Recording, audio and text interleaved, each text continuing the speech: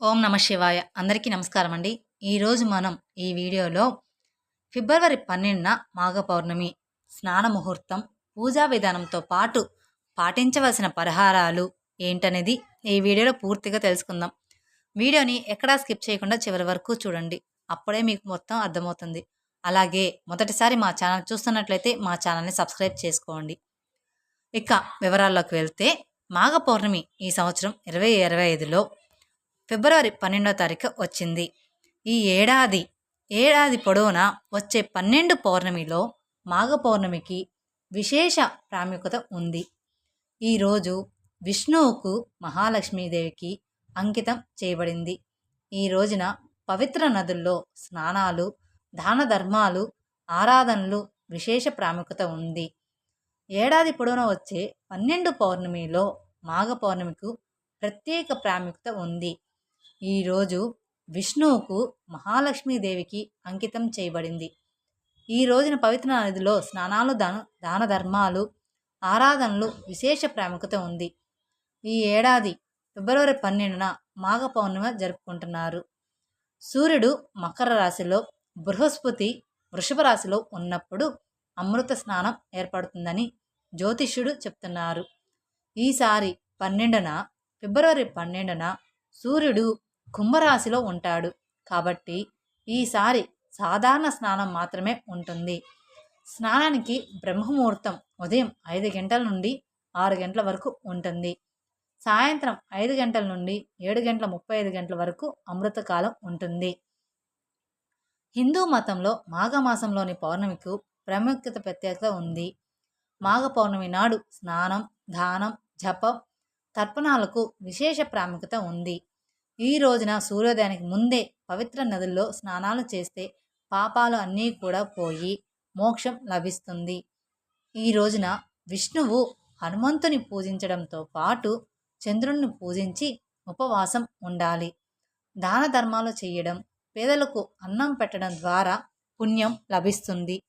దుస్తుల దానం కూడా ముఖ్యమైనదిగా భావిస్తారు. ఇక పూజా విధానం ఎలా చేయాలి అంటే, ఈ పర్వదినాన్న ఉదయాన్నే నిద్రలేచి స్నానం చెయ్యాలి. ఈ రోజున పవిత్ర నదిలో స్నానానికి ఎంతో ప్రాముఖ్యత ఉంది. అవకాశం లేనివారు స్నానం చేసే నీటిలో గంగా నీటిలో కలిపి స్నానం చేయవచ్చు. స్నానం చేసేటప్పుడు అన్ని పవిత్ర నదులను ధ్యానించండి. అంటే మనకి దగ్గరలో చెరువులు ఉన్న, సముద్రాలు ఉన్న, కొనలు ఉన్న, మీకు వీలైతే కుదిరితే వెళ్ళండి. లేదంటే ఇంట్లోనే ఇలాగా కొంచెం మనం తెచ్చుకుంటాం కదా పవిత్ర నదులకు వెళ్ళినప్పుడు స్నానం నీటిని, అవి చల్లుకోండి. స్నానం చేసిన తర్వాత పూజ గదిలో దీపం వెలిగించాలి. వీలైతే ఈ రోజున ఉపవాసం చేయండి. గంగాజలంతో సకల దేవతలకు అభిషేకం చేయండి. పవిత్రమైన పౌర్ణమి రోజున విష్ణువు ఆరాధనకు విశేష ప్రాముఖ్యత ఉంది. ఈ రోజున విష్ణువుతో పాటు లక్ష్మీదేవిని పూజించాలి. విష్ణుమూర్తికి నైవేద్యాలు సమర్పించండి. తులసి దళాలను కూడా సమర్పించండి. విష్ణువుకు, లక్ష్మీదేవికి హారతి ఇవ్వండి. ఈ పవిత్రమైన రోజున వీలైనంత వరకు విష్ణువు, లక్ష్మీదేవిని ధ్యానించండి.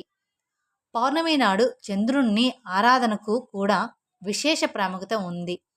చంద్రోదయం తర్వాత చంద్రుణ్ణి పూజించాలి. చంద్రుడికి అర్ఘ్యం సమర్పించడం వల్ల లోపాల నుంచి విముక్తి లభిస్తుంది. ఈ రోజున పేదలకు సహాయం చేయండి. మీ ఇంటి చుట్టుపక్కల ఆవు ఉంటే ఆవుకి ఆహారం పెట్టండి. ఆవుకి ఆహారం పెట్టడం వల్ల అనేక రకాల సమస్యలు అనేది తొలగిపోతాయి. ఇవన్నీ కూడా మీరు ఈ రోజున చేస్తే చాలా మంచి ఫలితం అనేది ఉంటుంది.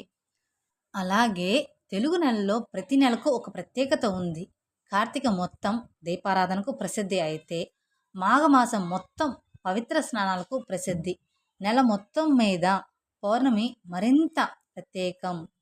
ఎందుకంటే ఈ ఏడాది 2025లో మాఘ పౌర్ణమి విషయంలో ఎలాంటి కన్ఫ్యూజన్ అవసరం లేదు. ఎందుకంటే అంత శక్తివంతమైనది. మకర సంక్రాంతి నుంచి కుంభ సంక్రాంతి వరకు వచ్చే మధ్యకాలమే మాఘమాసం. పవిత్ర స్నానాలు పుష్యమాస శుక్ల పౌర్ణమితో మొదలైన మాఘమాస పౌర్ణమితో పూర్తవుతాయి. చంద్రమానం అనుసరించే వారికి అమావాస్య నుంచి అమావాస్యలకి నెల లెక్క అయితే, సూర్యమానం అనుసరించే వారికి పౌర్ణమి నుంచి పౌర్ణమికి తెలుగు నెల లెక్క. ఎవరు ఏ విధంగా అనుసరించినా పౌర్ణమి విషయంలో ఎలాంటి గందరగోళం ఉండదు. అందరికీ ఒకటే అవుతుంది. ఏడాదిలో వచ్చే 12 పౌర్ణమిలో మాఘమాసంలో వచ్చే పౌర్ణమి చాలా ప్రత్యేకం. దీనిని మహామాఘి అని అంటారు. ఈ మహామాఘి పరమేశ్వరుడు శ్రీ మహావిష్ణువు ఇద్దరికీ ప్రీతికరమైనది. అందుకే ఈరోజు సముద్ర స్నానం, నది స్నానం ఆచరిస్తే విశేష ఫలితం అని చెబుతారు. అసలు మాఘ పౌర్ణమికి సముద్ర స్నానం ఎందుకు చెయ్యాలి అంటే, నదులన్నీ చివరకు కలిసేది సముద్రంలోనే. అందుకే ఈరోజు సముద్ర స్నానం ఆచరిస్తే సకల నదుల్లో స్నానం ఆచరించిన ఫలితం దక్కుతుందని పండితులు చెబుతున్నారు. సముద్రుడి ప్రత్యేకత ఏమిటంటే, నిత్యం సూర్యకిరణాల వల్ల ఎంత నీరు ఆవిరి అవుతున్నా సముద్రం పరిమాణం తగ్గదు. ఎన్నో జీవరాశులు తనలో కలుస్తున్న పరిమాణం పెరగదు. స్థిరత్వం సముద్రుడిది ధర్మం, అగాధి జాడతత్వలే సాగరుడిది తత్వం. అంత విశేషమైన సాగరంలో ఏడాదిలో 4 పౌర్ణమిలు సమయంలో స్నానం ఆచరించాలని చెబుతారు. అవే ఆషాఢ పౌర్ణిమ, కార్తీక పూర్ణిమ, మాఘ పౌర్ణిమ, వైశాఖ పూర్ణిమ. ఈ 4 పౌర్ణిమల సమయంలో కుదరకపోతే మాఘమాసంలో వచ్చే పౌర్ణిమ రోజు అయినా సముద్ర స్నానం ఆచరించాలంటారు. ఇలా చేస్తే సంపూర్ణ ఆరోగ్య, ఆయుష్ సిద్ధిస్తుందని పురాణాల్లో ఉంది. నదుల్లో స్నానం ఆచరిస్తే ప్రవాహ ఎదురుగా నడుము మునిగే వరకు నీళ్ళల్లో నుంచొని కనీసం 48 నిమిషాలు స్నానం ఆచరించాలని చెబుతారు. అది కూడా సూర్యోదయానికి ముందే. సూర్యోదయం నుంచి సూర్యాస్తమయం వరకు సూర్యకిరణాల్లో విద్యుత్ని నడిజాలలు, సాగర జాలలు తమలో నిక్షిప్తం చేసుకుంటాయి. వాటికి చంద్రుడు తన కిరణాల్లోనే అమృతత్వాన్ని, ఔషధ విలువలను అనుగ్రహిస్తాడు. నీటిలో ఉండే ఈ అద్భుత శక్తులు శరీరంలో ప్రవహించడానికి తిరిగి సూర్యకిరణాలు పడి ఆ శక్తి పరివర్తనం చెందకముందే స్నానం చేసేయాలి. అందుకే సూర్యోదయానికి ముందే స్నానం ఆచరించాలనే నియమం పెట్టారు.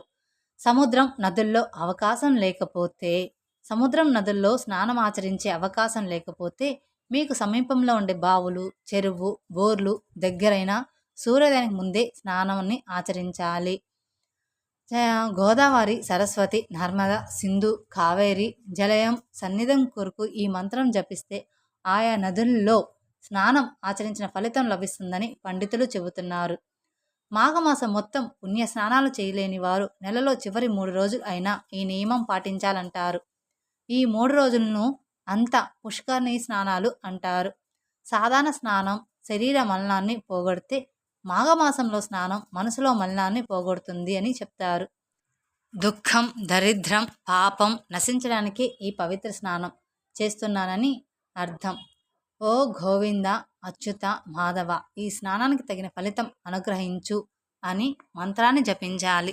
తెలుసుకున్నారు కదండి, ఈ పౌర్ణమి నాడు నది స్నానం ఎంత మంచిదో. ఎన్ని పాపాలు పోతాయో అన్ని పాపాలు పోతాయి. ఈ వీడియో మీకు నచ్చినట్లయితే మరికొందరికి షేర్ చేయండి. అలాగే మొదటిసారి మీరు మా ఛానల్ని చూస్తున్నట్లయితే మా ఛానల్ని సబ్స్క్రైబ్ చేసుకోవడం మర్చిపోమాకండి. Thank you for watching my video. ఓం నమః శివాయ.